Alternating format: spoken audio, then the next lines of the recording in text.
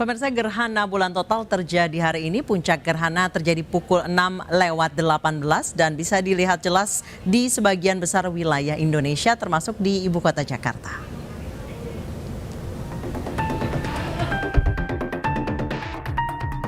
Gerhana bulan total akan terjadi malam ini 26 Mei 2021. Gerhana bulan total merupakan keadaan bulan penuh ketika bulan berada dalam posisi terdekatnya dengan bumi. Gerhana bulan total terjadi saat posisi matahari, bumi, bulan sejajar. Hal ini terjadi saat bulan berada di umbra bumi, berakibat saat puncak gerhana bulan total terjadi, bulan akan terlihat berwarna merah atau yang dikenal dengan istilah blood moon. Gerhana bulan total pada 26 Mei 2021 ini dikenal juga dengan super blood moon.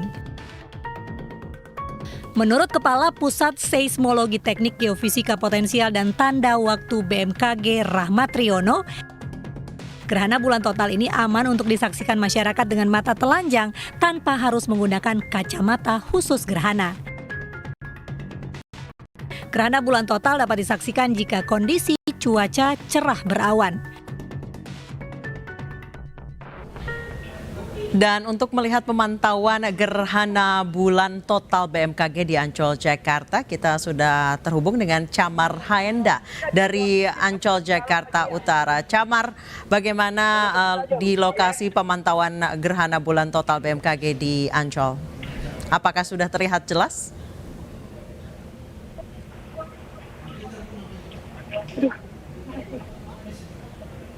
Camar?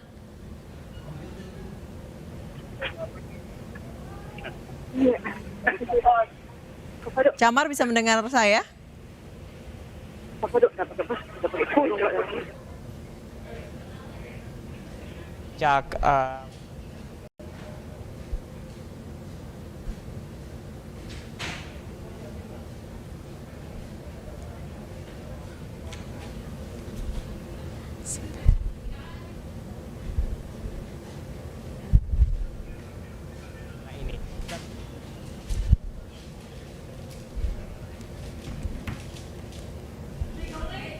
Pemirsa, ini pantauan BMKG untuk gerhana bulan total di Ancol, Jakarta Utara, dan saat ini sudah memasuki fase awal dan pada pukul 18 atau sekitar saat ini adalah fase sempurna. Menurut BMKG, di situs resmi BMKG saat ini bulan terlihat cukup jelas di wilayah DKI Jakarta, namun sangat gelap di wilayah waktu Indonesia Timur. Dan ini adalah kondisi terkini, sebentar lagi menuju sempurna gerhana bulan total di wilayah Ancol, Jakarta Utara.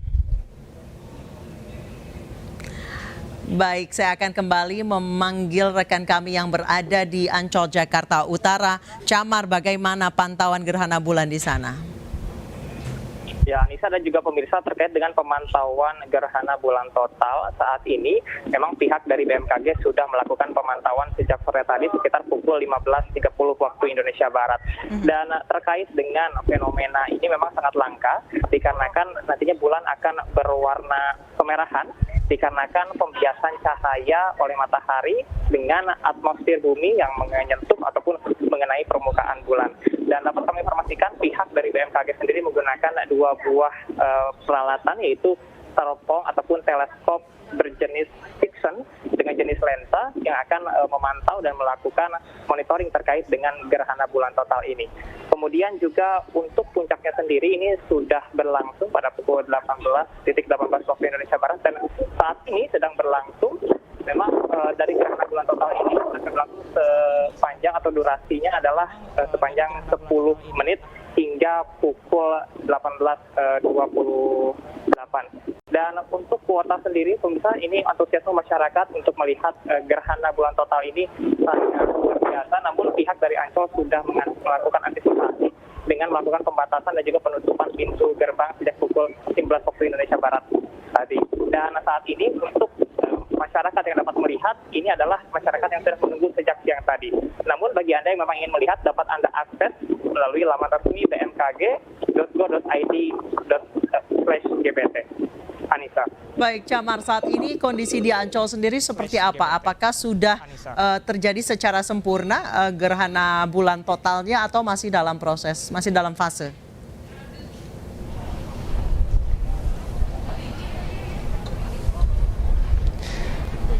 Ya Anissa, saat ini gerhana bulan total telah terjadi secara sempurna, di mana berdasarkan informasi yang kami dapat dari pihak BMKG, yaitu Bapak Muhammad Sadli, bahwasanya gerhana bulan ini terjadi pada pukul 18.18 hingga 18.28 waktu Indonesia Barat.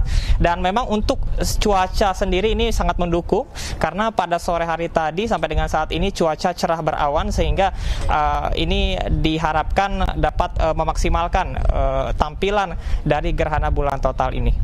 Baik, Camar, selain di wilayah Ancol, di wilayah-wilayah Jakarta mana lagi tempat warga bisa menyaksikan dengan jelas super blood moon ini?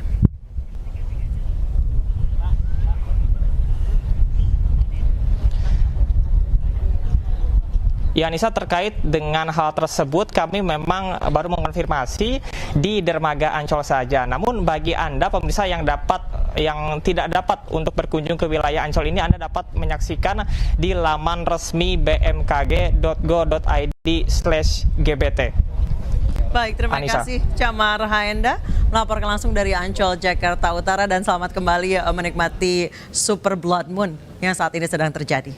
Pemirsa, umat Islam disunahkan salat gerhana saat gerhana bulan. Bagaimana kondisi salat gerhana di Goa, Sulawesi Selatan? Sudah terhubung bersama kami Nana Jamal, tepatnya di Masjid Agung Syekh Yusuf.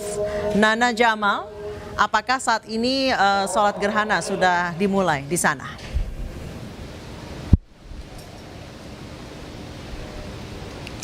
Ya Anissa, untuk pelaksanaan sholat sendiri saat ini di Masjid Agung Syekh Yusuf baru melaksanakan sholat Isya. Memang dalam pemantauan yang dilakukan oleh BMKG di Kabupaten Goa sejak pukul 4 sore tadi, bahwa puncak dari gerhana bulan merah total ini akan terjadi pada pukul 17:09 hingga pukul 17:18 waktu Indonesia Tengah. Namun karena waktu tersebut ini bertepatan dengan pelaksanaan sholat Isya, maka masyarakat di Kabupaten Goa ini melaksanakan sholat Isya terlebih dahulu, lalu nantinya akan dilanjutkan dengan pelaksanaan sholat gerhana total bulan merah yang akan dipantau hingga pukul 9:54 malam hari nanti. Antusias untuk melaksanakan sholat berjamaah ini bersama dengan masyarakat dan juga para camat ini juga merupakan instruksi langsung dari Bupati Kabupaten Goa, Bapak Adnan Purihtan Ihsan, yang mengajak seluruh warganya dan juga para camat yang ada di Kabupaten Goa untuk bisa melaksanakan sholat gerhana secara berjamaah di Masjid Agung Syekh Yusuf Goa. Persiapan yang dilakukan ini sendiri juga cukup banyak, diantaranya bisa kita lihat sendiri di belakang kami, mereka tetap melaksanakan ibadah dengan melaksanakan protokol kesehatan di pintu yang kemudian sudah ditentukan oleh penjaga masjid ataupun juga dari panitia.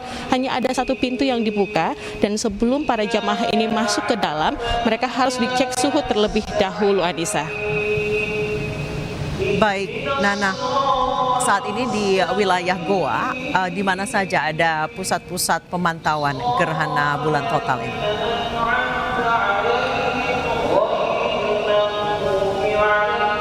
Iya, untuk pusat pemantauan di wilayah Kabupaten Goa sendiri ini dilakukan di satu titik, yaitu di wilayah Moncongloe atau di Kabupaten Goa yang memang merupakan dataran tinggi, dan pemantauan ini sendiri dilakukan langsung oleh BMKG Goa yang ada di sana sejak pukul 16 waktu Indonesia Tengah sore hari tadi dengan menggunakan satu teleskop saja. Pemantauan ini sendiri juga dilakukan dan menghasilkan perkiraan bahwa puncak dari gerhana total bulan merah atau super blood moon ini terjadi sudah lewat tadi, yaitu di pukul 19:09 hingga di pukul 19:18 Anissa. Namun ini masih akan terus dilakukan pemantauan hingga pukul 9:54 waktu Indonesia Tengah malam hari nanti. Dan dari lokasi pemantauan yang dilakukan oleh tim BMKG di wilayah sana ini sendiri juga menginformasikan bahwa masyarakat yang ingin juga melihat secara langsung fenomena gerhana total bulan merah ini sendiri bisa melakukan tanpa alat karena bisa disaksikan secara langsung dan aman dengan mata telanjang. Baik, terima kasih Nana Jamal melaporkan langsung dari Goa, Sulawesi Selatan. Pemirsa, 51 pegawai KPK yang tidak lolos tes wawasan kebangsaan resmi diberhentikan. Pemberhentian tersebut menuai polemik setelah Presiden menegaskan tes wawasan kebangsaan bukanlah dasar pemberhentian pegawai KPK.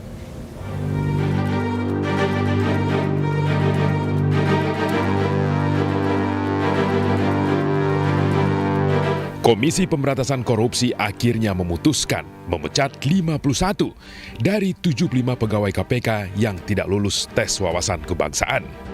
Ada 24 pegawai dari 75 tadi yang masih dimungkinkan untuk dilakukan pembinaan. Jadi sebelum diangkat menjadi ASN. Sedangkan yang 51 orang ini kembali lagi dari asesor itu sudah warnanya dia bilang sudah merah ya, dan ya tidak memungkinkan untuk dilakukan pembinaan itu. Nah, terhadap 24 orang tadi nanti akan mengikuti pendidikan dan pelatihan bela negara dan wawasan kebangsaan. 24 orang tadi sebelum mengikuti pendidikan diwajibkan menandatangani kesediaan untuk mengikuti pendidikan dan pelatihan. Menanggapi pemecatan ini, Ketua Wadah Pegawai KPK Yudi Purnomo menyebut putusan ini bukan hanya melawan hukum, namun juga melawan instruksi Presiden. Pimpinan KPK dan BKN telah nyata-nyata tidak mematuhi instruksi Presiden dengan tetap memberhentikan pegawai KPK baik dengan cara langsung sejumlah 51 orang maupun dengan cara mendidik kembali 24 orang tapi tanpa adanya jaminan harus menjadi ASN. Sebelumnya, Presiden Joko Widodo angkat bicara terkait polemik 75 pegawai KPK yang diberhentikan. Presiden menegaskan tes wawasan kebangsaan bukanlah dasar pemberhentian pegawai KPK. Hasil tes wawasan kebangsaan terhadap pegawai KPK hendaknya menjadi masukan untuk langkah-langkah perbaikan KPK, baik terhadap individu-individu maupun institusi KPK, dan tidak serta-merta dijadikan dasar untuk memberhentikan 75 pegawai KPK yang dinyatakan tidak lolos tes. Saat itu hampir semua kalangan menyikapi secara positif pernyataan Presiden. Namun tak sedikit pihak yang masih meragukan pernyataan tersebut. Kini setelah keputusan memberhentikan 51 pegawai KPK, banyak pihak pun bertanya, apakah ini sesuai arahan Presiden atau justru bentuk pembangkangan terhadap arahan Presiden Joko Widodo. Pemecatan 51 pegawai KPK terus menimbulkan polemik. Banyak pihak bertanya apakah arahan Presiden diabaikan atau justru ini adalah bagian dari arahan Presiden. Sudah terhubung dengan pakar hukum dari UGM, Oce Madril, dan Koordinator Jokowi Mania Nusantara, Immanuel Ebenezer. Saya ke Pak Oce terlebih dahulu. Pak Oce, menurut Anda seperti apa dengan pemecatan akhirnya dari 75, 51 yang dipecat karena dianggap sudah tidak bisa lagi dibina. Sementara sisanya 24 tetap dibina namun tidak ada jaminan bahwa akan kembali di KPK.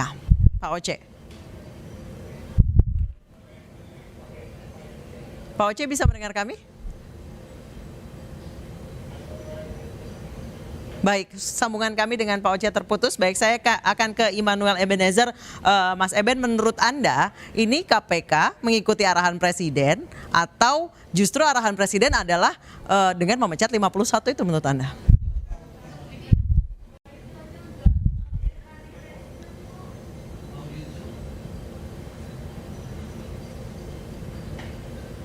Mas Eben, kami masih belum bisa mendengar Anda.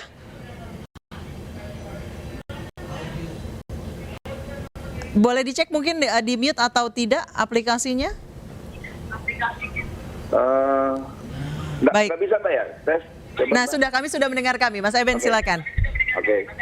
Begini Mbak, Presiden ini harus berdiri untuk semua golongan. Pertama itu, kedua, sekali lagi Presiden tidak punya hak untuk melakukan intervensi persoalan internal KPK. Karena persoalan internal KPK, biarkan KPK menyelesaikan. Karena yang tahu persoalan KPK adalah internal KPK itu sendiri. Kedua, di KPK itu harus ada proses regenerasi. Jangan seakan-akan di framing bahwa mereka lah yang memiliki integritas. Yang kemudian yang 100 sekian itu yang diterima itu tidak memiliki integritas. Ini juga ngawur. Ini kan sama juga memecah belah internal KPK itu sendiri. Dan kita nggak mau lembaga hukum yang begitu ekspektasi masyarakat ke lembaga hukum ini begitu tinggi dirusak oleh perilaku-perilaku yang sebetulnya koruptif juga. Gitu loh. Perilaku koruptif seperti apa? Mungkin Anda bisa memberikan contoh, Mas Eben. Begini, kalau mereka anti terhadap korupsi, ya sudah biarkan proses regenerasi ini. Jangan mereka lagi dong. Nah, ini salah satu bentuk koruptif, gitu loh. Korupsi itu bukan juga mencuri uang atau mengambil sesuatu berlebihan. Mengambil hak orang, kemudian mendeklar dirinya sebagai orang yang paling berintegritas di luar sangat tidak berintegritas, itu juga bagian dari koruptif, perilaku koruptif. Baik. Saya ke Pak Oce. Pak Oce sudah bisa mendengar saya? Ya, bisa. Pak Oce, kalau menurut pendapat Anda seperti apa?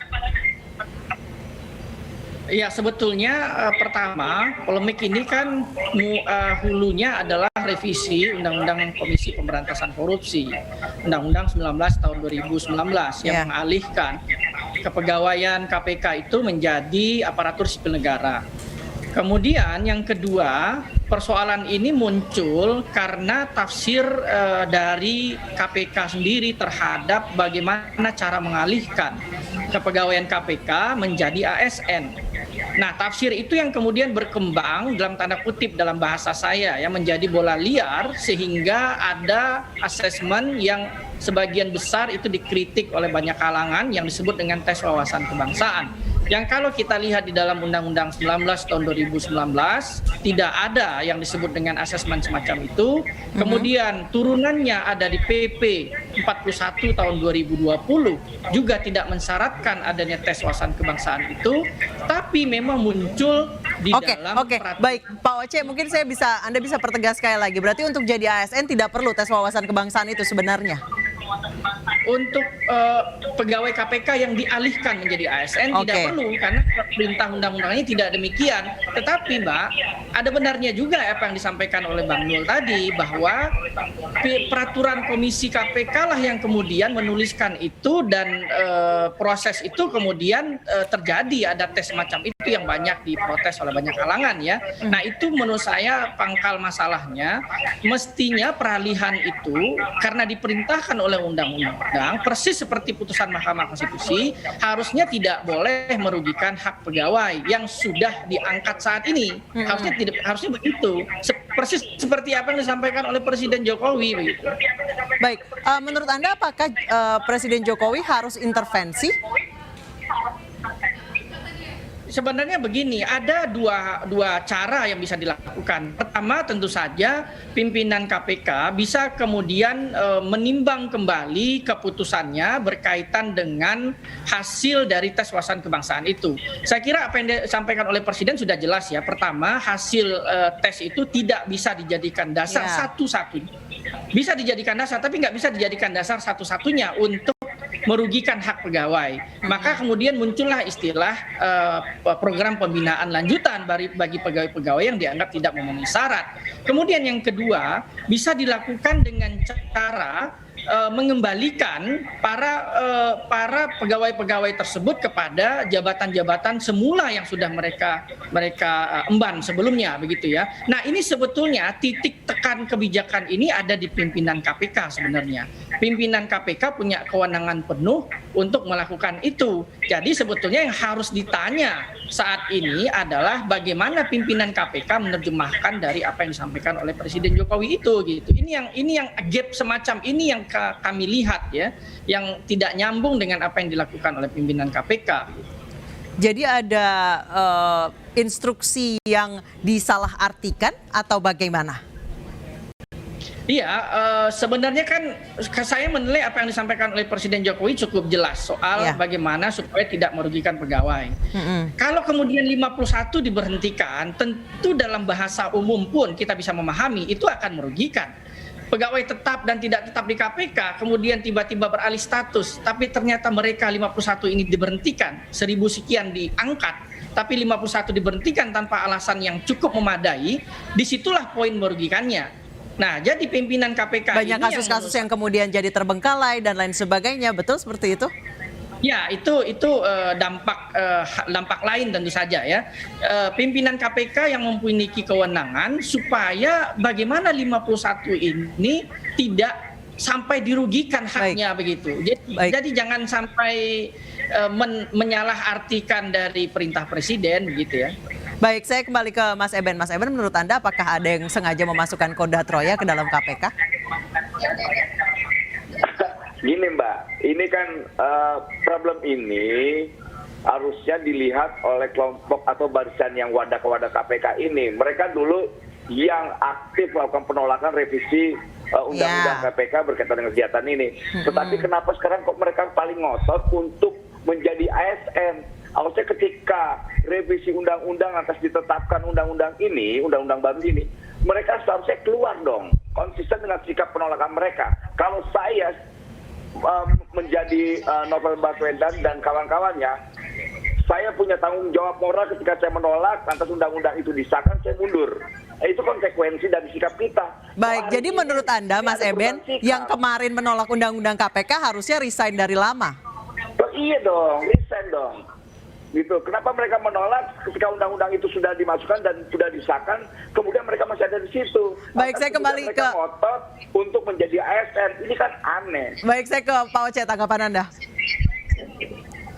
Ya, itu satu hal yang menurut saya juga apa yang disampaikan oleh Bang Nul tadi boleh-boleh saja ya, bahwa sebagian yang mengkritik undang-undang KPK adalah bagian juga yang kemudian ASN ada di sana.